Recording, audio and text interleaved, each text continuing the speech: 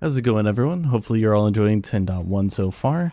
I realized looking at Enhancement Shaman talents that we'll probably be running the physical build, or what's being called the storm build now, a bit more than we did in 10.0, meaning that Thorim's Invocation is something that we're going to be running quite a bit more. Now in 10.0, we did run Thorim's Invocation on the physical build, but we never really had to worry about the priming portion of it because single target was always using Lightning Bolt, so Lightning Bolt was always ready and primed for Thorims. However, now in 10.1 with our new tier set bonus, we will need to be putting in some chain lightnings to our normal single target rotation, and so you have to pay attention to make sure the Thorim's Invocation is primed with Lightning Bolt a bit more now because of those chain lightnings being mixed in. So what I wanted to do was just make sure I understood how Thorim's Invocation worked, and after doing some testing, it was a little bit different than what I had initially thought. So I thought making a video of this and just showing my testing might be helpful to some others, and so hopefully this helps you understand Thorim's Invocation. The first thing I want to do is just go ahead and read through Thorim's Invocation,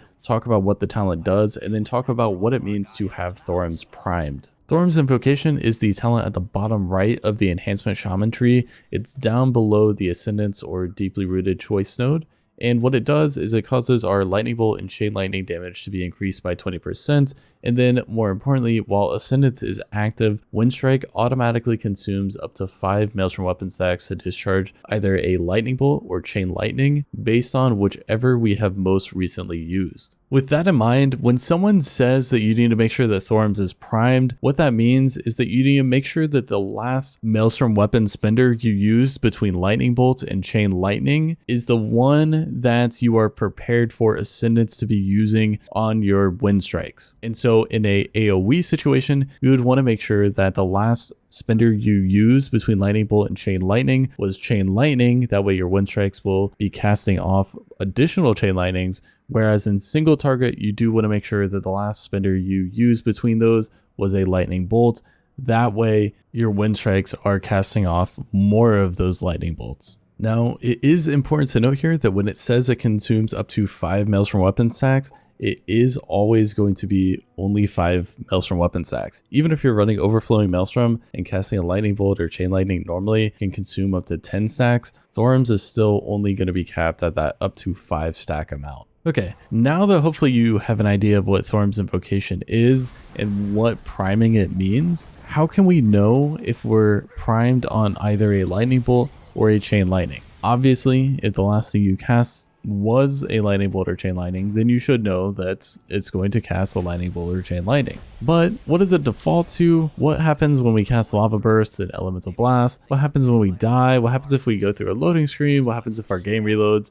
Those are all things that I was questioning and wasn't sure about. So I went through and tested all of these scenarios. The first scenario that I can say for certain is that the default state for Thorim's is going to be a Lightning Bolt. And you can see this because even if you log into the game, cast a Chain Lightning, log out, and then log back in, go into Ascendance, and start Wind Slashing, you'll be casting Lightning Bolts. So we can assume that the default state for this is going to be a Lightning Bolt. When it comes to using Lava Burst or Elemental Blast, I was actually under the assumption that these would prime Thorim's to using a Lightning Bolt, but they actually do not prime Thorim's. So if you use a Chain Lightning followed by a Lava Burst or an Elemental Blast, and then you go into Ascendance and start Wind Slashing, you'll actually be casting Chain Lightning still. So that is very important to keep track of, especially now, which again, we'll be using Chain Lightnings in our single target. We do need to make sure that we are repriming Thorim's on Lightning Bolts, even if we're using Lava Burst and Elemental Blast in our normal rotation.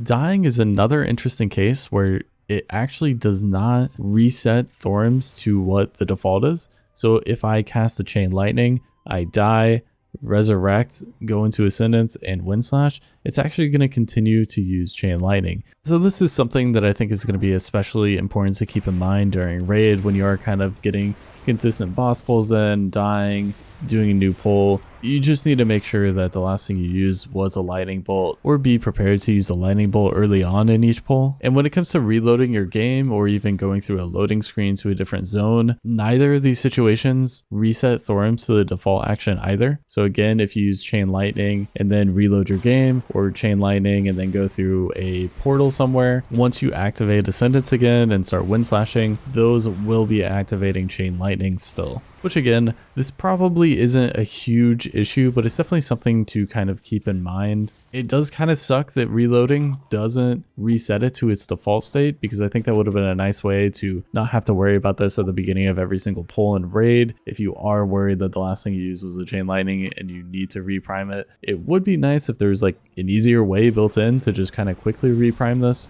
but it doesn't appear that there's any way to do that currently. I did download and modify a weak ore a little bit that's going to track this for me, and you can see it here on my screen. I think this is probably going to be important to have, especially when running a storm build or physical build in 10.1. So I will link this in the description if anyone is interested in it. Hopefully this video helps as just kind of a quick overview of Thorims, and just be prepared to look out for this going forward in 10.1 if you weren't paying attention to it like I was in 10.0. And as a quick final note here, I will probably be redoing some of the kind of rotation guide videos that I did during 10.0, because things did change just ever so slightly in 10.1. I don't think we have any major changes, but I will redo those videos sometime here in the near future. As always, hope you enjoyed the video and have a nice day.